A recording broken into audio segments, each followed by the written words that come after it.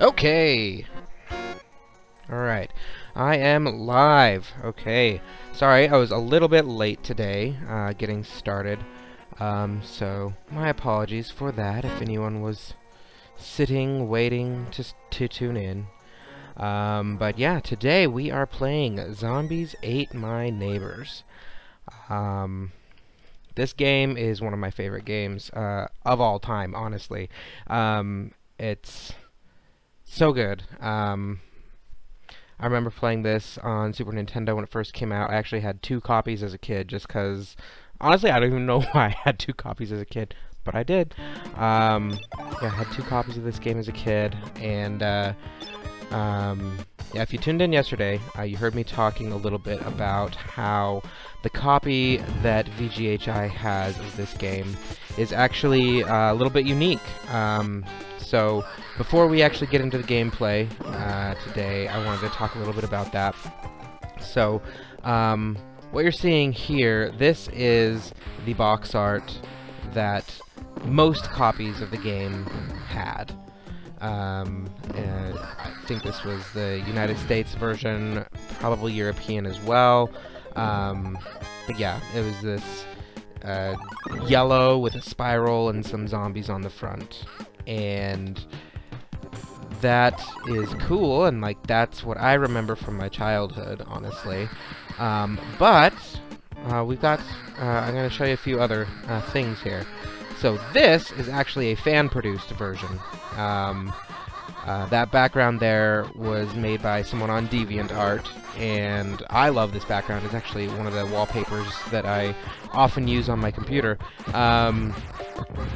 But yeah, that one's really good, really captures the game. I love how the army guy is all scared, cowering on the ground there. It really captures the feel of the game, where you're just a couple young kids and using your squirt guns fighting off a horde of monsters, and the whole neighborhood can't handle it. And it's, yeah, it really captures the game really well. And someone has gone and made box art for it. So there's that right there. But now, unfortunately, this isn't actually my box. This is an image I found online. My box I wasn't able to get last night. So, but this box is the box that we have, and this box was actually not a lot is known, as far as I can find out, about the actual origins of this box and where it came from, outside of the fact that it's often referred to as the Mexican box, or the box made in Mexico. So I don't know if the game was released in Mexico with this, if there was a factory making the game in Mexico that used this box. I don't know if it was a temporary thing or a long-term thing. I really don't know all the details about it. But I do know that it's actually pretty rare.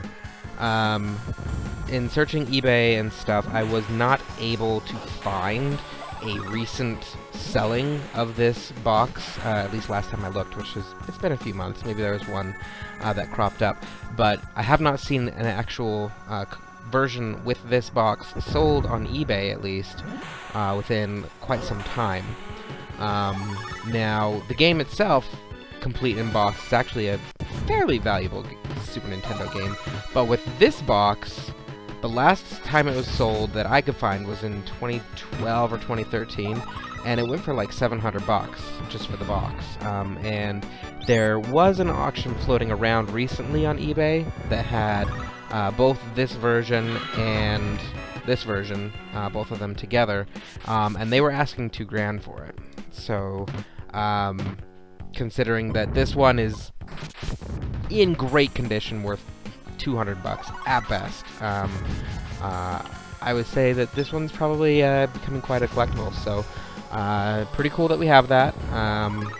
And just wanted to send a shout out to Katarina Melkai, who is the donor who gave this game to us. I'm not sure if she knew how unique this game was at the time, but we are grateful to have it, and really happy to have that be part of the collection. But without further ado, I'm gonna go ahead and start playing and get going on this. So let us switch screen setup here, and we're good. Alright. Zombies Ate My Neighbors for Super Nintendo. I'm actually playing on a Wii U with the Virtual Wii with Virtual Console. So, not original hardware here today, folks, but it is Nintendo hardware, so their emulation is usually pretty solid. I'm going to start with a password, just because I actually just come across this password as a kid. Like, I didn't see it in Nintendo Power or any other magazines at the time. I just entered it. I noticed throughout the game that all the passwords had 4 letters, so the numbers were useless, and vowels are skipped, so I just came in here and went, okay, let's do the first 4 letters. Boom, boom, boom, boom, B, C, D, F, great. And start. And it was a real password! But then it went back to the title screen, and I was like, well, that's weird. Maybe it didn't work. And I always play as the girl. So, then we get started, and it starts on a bonus level. Day of the Tentacle. And until I entered this code, I had never seen this level before. I said, oh, that's cool. A special bonus level. What did I find? Oh, shoot. I already lost this person. I'm not doing great. Okay. Jeez. Alright.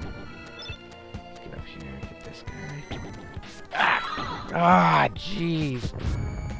Alright, we're already down 2 neighbors, so this is not a good playthrough. So yeah, the goal of the game is to tag. There goes the 3rd. Ah, jeez. I'm just sucking today. Watch me get a game over on the first level. That would be hilarious. Let me just kill some of these guys. I'm not doing great. So this game is really, in a lot of ways, it's a resource management game. The action is fun and it's part of it, but the key to actually beating this game comes down to getting all your stuff, keeping all your neighbors alive, and not overusing any of your weapons. That is the way I have found to actually pull this off successfully. I feel like there's something behind one of these fences. Maybe I'm wrong. So the idea is basically you're some kid who lives in this town, and it's been infested with every monster you ever heard of from every monster movie ever. And it's your job, for some reason, to save everybody. And you're able to do that by just tagging them, and they disappear and they are saved. At the end of each level, after every neighbor who was in that level has been found or killed. Hopefully not all killed, but once there are no more neighbors left to save, provided you actually saved one, then a magical teleporting door appears out of thin air, and you're able to warp to the next level. So that's the idea of the game, and every, I want to say 20,000, maybe 40,000, every so many points, you get either a extra life or, jeez, I am doing so, I'm already down 4 neighbors. Either you get, yeah, there's the exit there. So either you get an extra life or an extra neighbor. If you already have 10 neighbors still running around in the game, then you get an extra life. And if all 10 neighbors, or if less than 10 neighbors are available to save, then you get a neighbor back. So in that level, I saved, I think, 6 neighbors. Like, I did awfully. So yeah, 6 neighbors. So now the next level, which is actually going to be level 1, so the next level, I'm going to start the game with only 6 neighbors to save. And it's kind of weird being on level 1 and not having all the neighbors to save, because I was so used to having them all to save. But see there, we went right through, and we got a bunch right off the bat, so that's good. Now, one of the cool things about that bonus level is you get a bazooka there, which enables you to... oh man, I didn't mean to use that. Enables you to get that special bonus right there that I just got, and that is actually that same bonus level. So you get to hit that same bonus level twice using the BCDF password, which results in basically 2 extra lives and a bunch of weapons that you usually don't have at this stage in the game. So that's always nice. Is it this where the item is? Yeah, I don't know what that item was, but it was something. I think it was something good. I can't open that door yet. I need to get another key.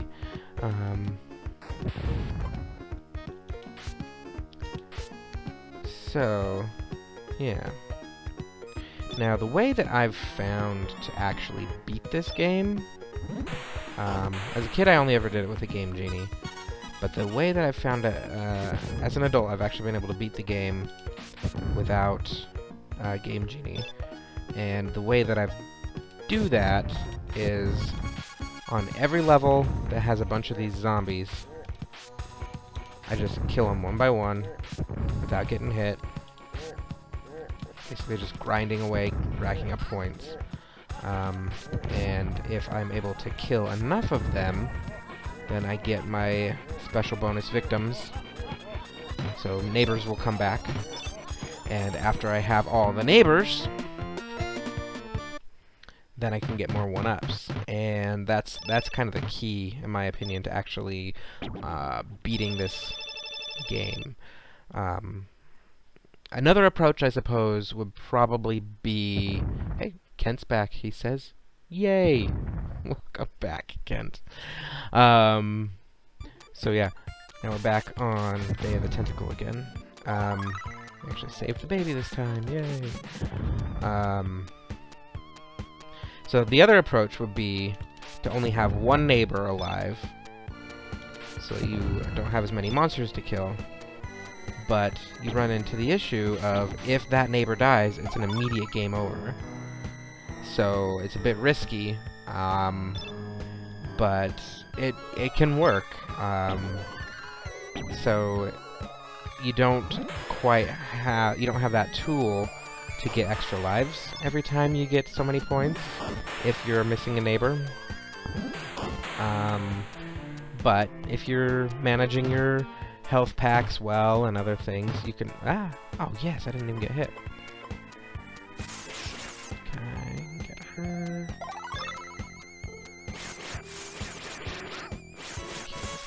Ah, jeez, die. Ah, jeez, that was not good. So yeah, it really...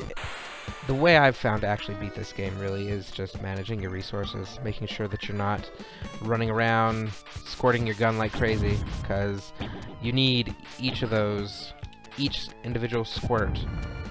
If it doesn't kill an enemy, is points you didn't earn. And the value of points is getting those extra lives and getting those extra victims. So you gotta get every weapon, every key, everything in every level, and rack up those points, because the points actually matter in this, because they give you those bonuses. So that is my approach, and it has worked. I'd love to capture that whole process, but it's not really great for live streaming, because... Oh, jeez, just lost my cook. Alright.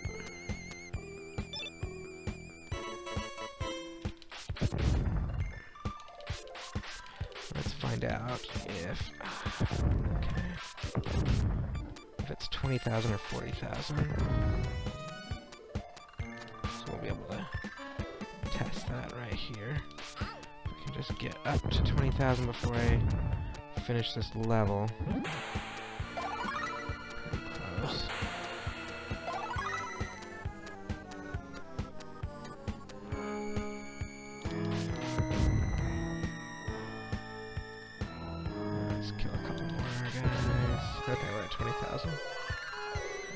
move on to the next level now. And if we get a special bonus victim, then that proves where that number cutoff is. So that's an important thing to do. And you get some bonus points in here too, so you gotta be careful not to... okay, so it's 40.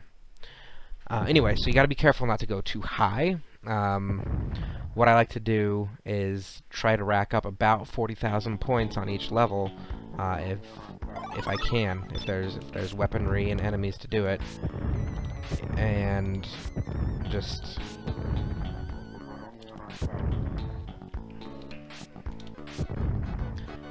stay just under the next cutoff point, because some levels you really can't get that many points. There's just no way to do it.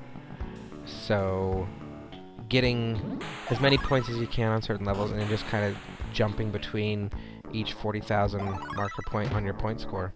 It's a bit grindy, honestly. Otherwise, this game's a blast to play. So that's not the funnest way to play this game. No way. The funnest way is just to run and gun and just go for it. But if you really want to actually beat the whole game, I'd recommend either Game Genie or managing your resources. Yeah, already. Oh, that feels terrible. I should have more victims going on right now. I'm gonna at least get all my resources that are here. Pick up some money. That's all worth points.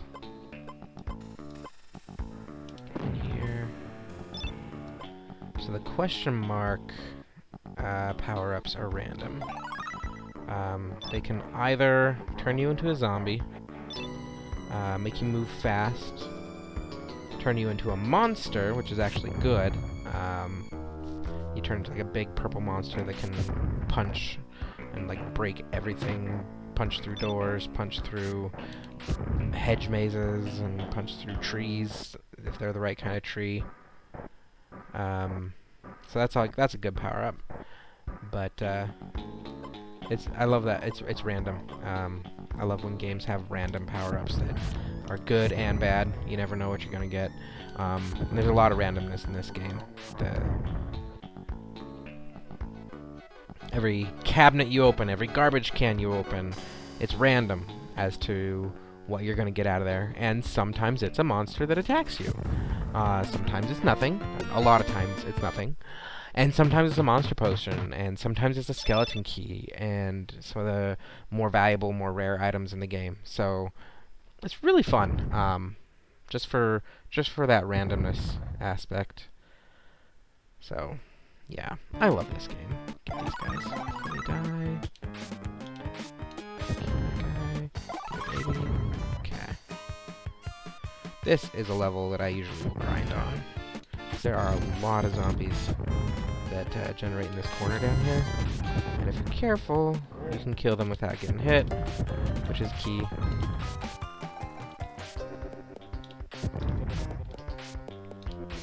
Another idea, you can just sit up here and just wait for them to come around the corner, bam, and you can get them. But we're not grinding today because that's not entertaining.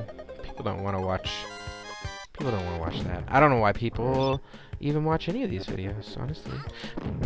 I don't quite get it, but if I was great at any of these games, maybe I would get it, but I don't think I'm that good. I still like doing this. I like talking about the games, sharing my thoughts, and rambling on as I play.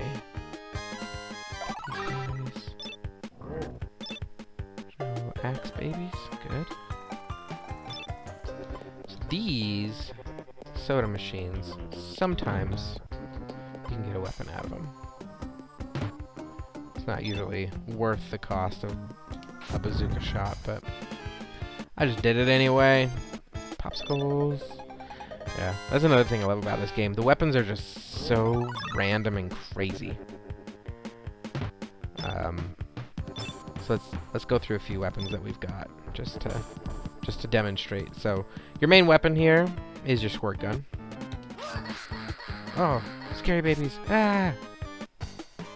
Scary babies came. Run away! Okay. So you got your squirt gun. The next weapon is a fire extinguisher. This one's pretty good. There's a lot of really good uses for a fire extinguisher. It's the only way I know of to defeat some enemies effectively. Freeze them solid, and then you can go at them with a different weapon. Let's get back. I don't have all the weapons right now at all, but this is a Martian bubble gun. It'll capture your bad guys in a little bubble for a second. So that's cool. Then the weed eater, just a regular old gardening tool, but it works great. And then the bazooka, which is the only actual weapon in the game. Soda cans, which are basically like hand grenades.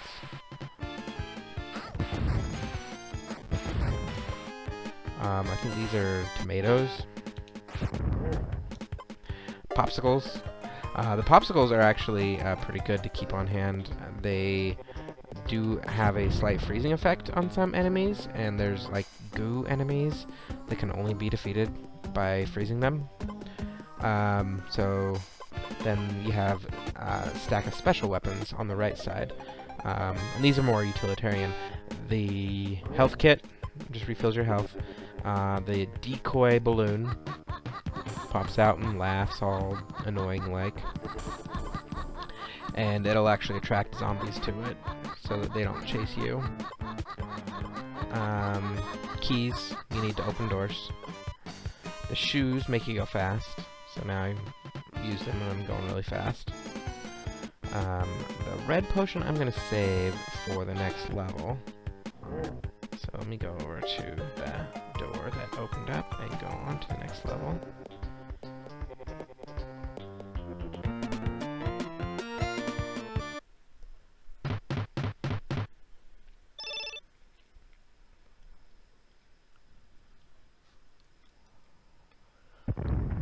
And another thing, this game is 2-player simultaneous cooperative, so that's really fun.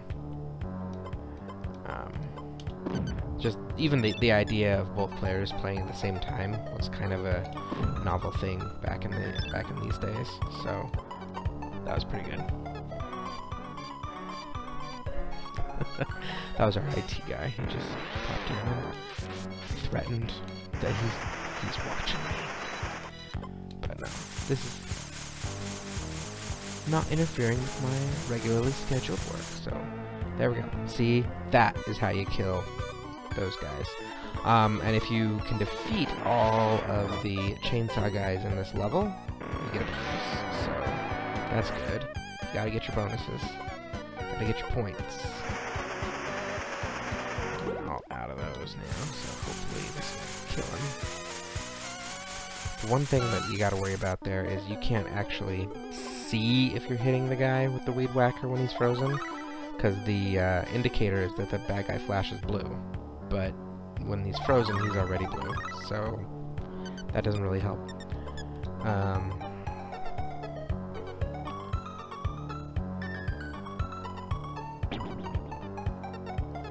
Anyway, the reason I was saving my monster potion for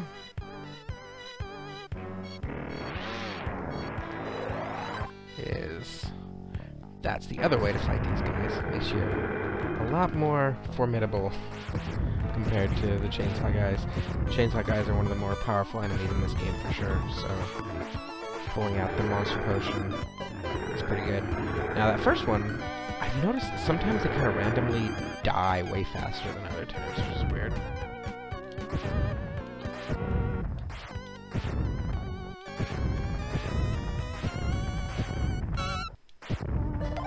But you can still save people when you're a monster, so that's good.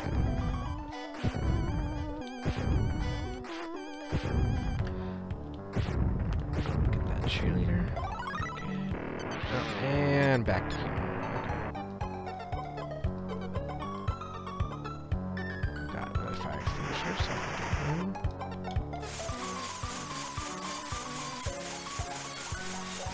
Ah, got me right before he died. So, oh yeah, that's the other thing about this game. If you tap the shoulder buttons, L or R, there's a scanner thing that pops up. Shoot. Okay. Kill this guy. This one's actually pretty powerful if you're hitting him dead on. Hopefully this will get him. Yep, got him.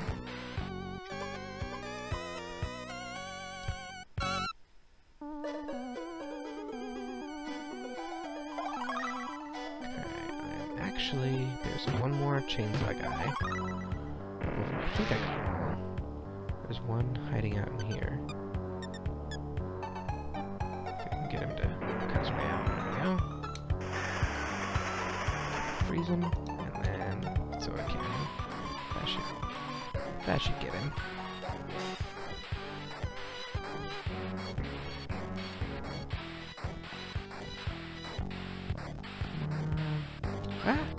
Shoot. Switch my weapons. Alright, good. I'll do that, actually. That is good. Saves me a bazooka shot. Have him come over here. There's some stuff over here that you can only get to if you go through. There we go. Power up. Yeah, some bazookas. And a garbage can. Alright. Next level. Let's see if we got all those chainsaw guys. I'm not sure if we did or not. But we did pass 40,000, so we will get a bonus victim. Yes, we did get all the chainsaw guys. Excellent. Extra bonus victim. VGHI. Okay. Sweet. So that is how... That is Zombies Ate My Neighbors.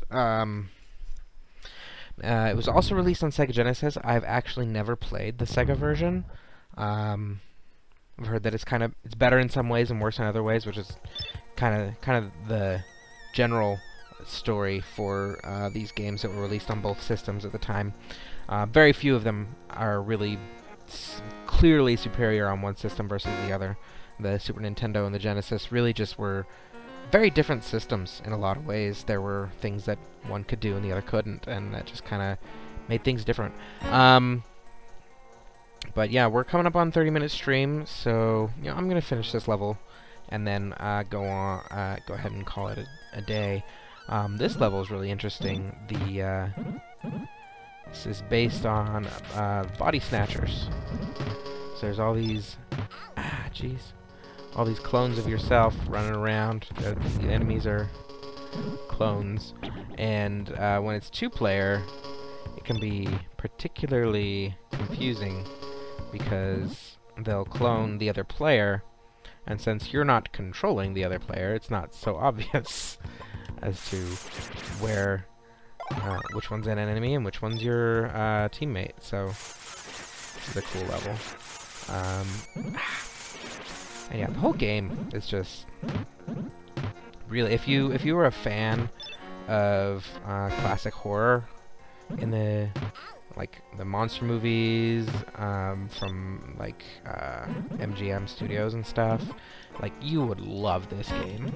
It is so, yeah, it's so fun and cheesy and like all that campy horror stuff. This is just so inspired by it, and it's a great game.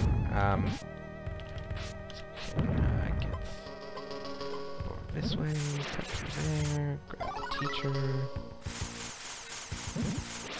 Kill this guy. Ah, jeez, just die, would you?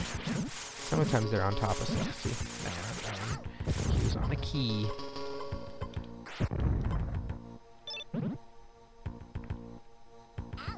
Ah, jeez. Use another health pack. I just wasted a key there. See, I could have gone around.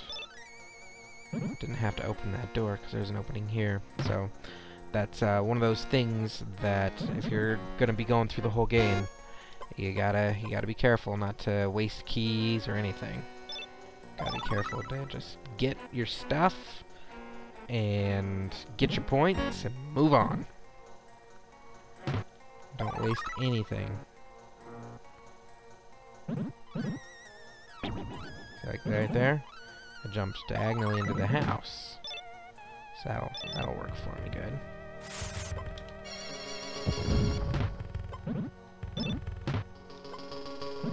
Let's see what the item was that I got there. So I got a few more items that I want to just talk about before we call it a day, and kind of just an indicator of how cool this game is. So the cross is actually super effective against vampires.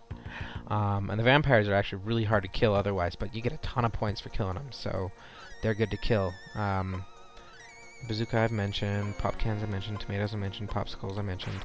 Plates, so there's plates you can throw at guys. I'm not sure if they have any specifically special powers, but silverware does. Silverware, since it's silverware, it will kill a vampire in a single shot. Not a vampire, a werewolf. So that's pretty cool. And I think I had... yeah, so one more thing that I didn't have last time I was going through them. This is the Pandora's box. And if you open it, it just, boom, kills everything on screen. And it's kind of the only way I've found to kill some of the bosses effectively. So there's bosses... gonna not get to any of them today, but there are bosses like a giant baby and giant spiders, and at the end there's like a crazy professor guy, and yeah, it's Dr. Tongue. That's who it is, Dr. Tongue. And then yeah, this is a good level to get a bunch of crosses and treasure boxes, but we're gonna call that a day. Thanks for tuning in, everyone who did. This video has been part of the VGHI Play and Chat series, and yeah, hope you enjoyed it. Happy Halloween for everybody for October, and if you were tuning in on Twitch and you left a comment, I'm sorry, my comment streamer does not show me Twitch comments for some reason, but YouTube and Facebook work fine. And we stream simultaneously on all three of those platforms, Twitch, Facebook, and YouTube. So we will be back tomorrow. Should be playing some more Super Mario Bros. 3 for NES. And we will be picking up where we left off yesterday with World 7, Level 7. And then we'll get into World 8, or as I referred to it as a child, well, I wouldn't say the word as a child, but the hell level. It's really the dark world, we called it too, but it's hell. Like, there's fire and brimstone everywhere, and yeah, it's pretty cool. Alright, thanks for tuning in, and talk to you guys later. Bye!